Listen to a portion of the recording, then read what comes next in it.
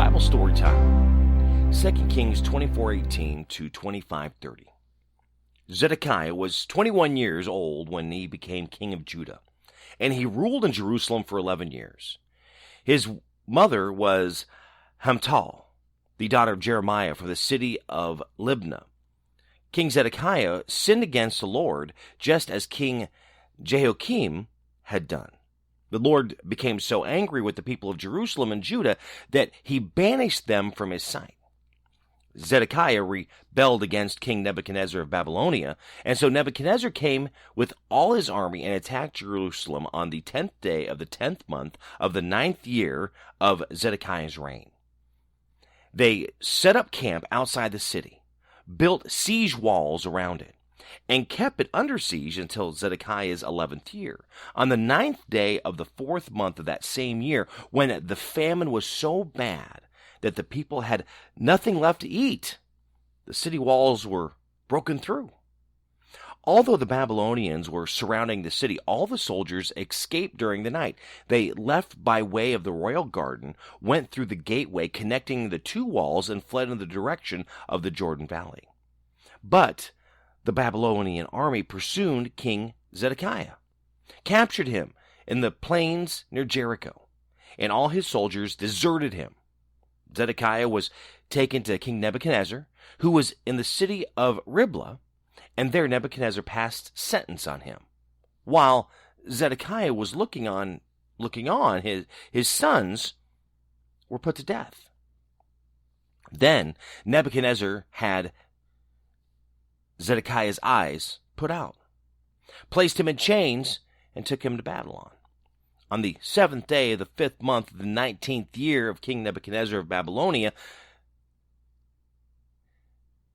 Nebuzaradan, advisor to the king and commander of his army, entered Jerusalem. He burned down the temple, the palace, and the houses of all the important people in Jerusalem, and his soldiers tore down the city walls. Then Nebuzaradan took away to Babylonia the people who were left in the city, the remaining skilled workers, and those who had deserted to the Babylonians. But he left in Judah some of the poorest people who owned no property, and put them to work in the vineyards and fields. The Babylonians broke in pieces the bronze columns and the carts that were in the temple, together with the large brass tank, and they took all the bronze to Babylonia.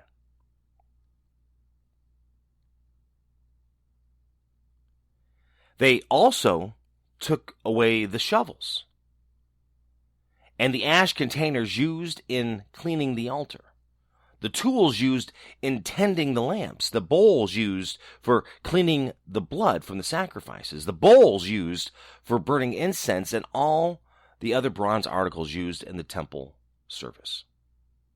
They took away everything that was made of gold or silver, including the small bowls and the pans used for carrying live coals.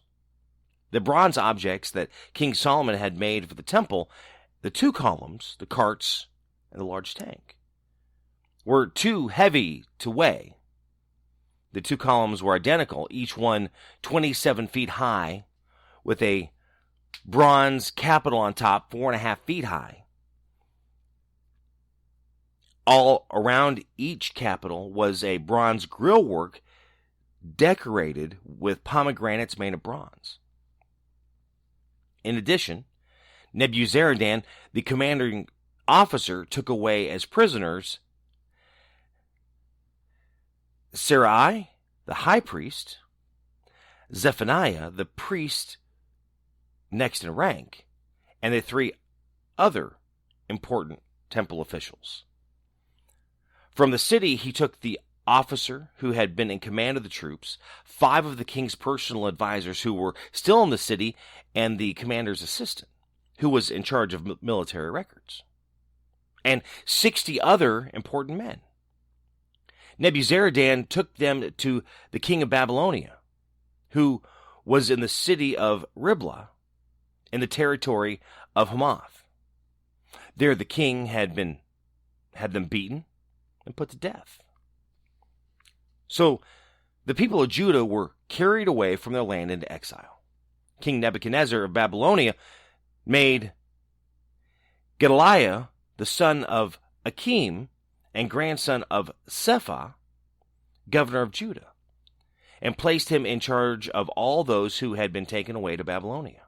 When the Judean officers and soldiers who had not surrendered heard about this, they joined Gedaliah at Mizpah. These officers were Ishmael, son of Nethiah, Johanan, son of Kareth, Seraiah, son of Tanhumeth, from the town of Netophah, and Jezaiah from Mach. Gedaliah said to them, I give you my word that there is no need for you to be afraid of the Babylonian officials. Settle in this land, serve the king of Babylonia, and all will go well with you. But in the 7th month of the year, Ishmael, the son of Nethiah, the grandson of Elishama, a member of the royal family, went to Mizpah with 10 men, attacked Gedaliah, and killed him. He also killed the Israelites and Babylonians who were with him. Then all the Israelites, rich and poor alike, together with the army officers, left and went to Egypt, because they were afraid of the Babylonians.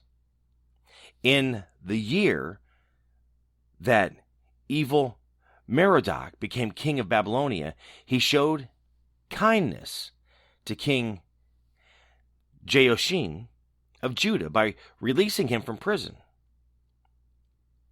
This happened on the 27th day of the 12th month of the 37th year after Jehoiachin had been taken away as prisoner. Evil Merodach treated him kindly and gave him a position of greater honor that he gave the kings who were exiles with him in Babylonia. So Jehoiachin was permitted to change from his prison clothes and to dine at the king's table for the rest of his life, each day for as long as he lived. And he was given a regular allowance for his needs.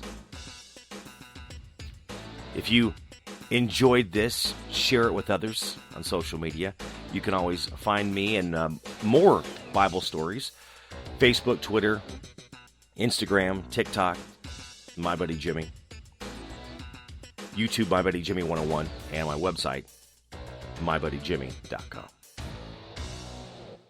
Spinal adjustments provided by Dr. Chad Rolfson. The Spinal Tuning Chiropractic Center is a Des Moines area low flat fee per month unlimited chiropractic care practice. When life happens, just adjust. Schedule today at spinaltuning.com. Barbecue provided by Kenny's Rib Wagon, catering ribs for your pleasure and serving daily at Plaza Pub, 62nd and Douglas in Des Moines, across from Merle Hay Mall. Find Kenny's Rib Wagon on Facebook. The Jimmy Olsen Radio Network.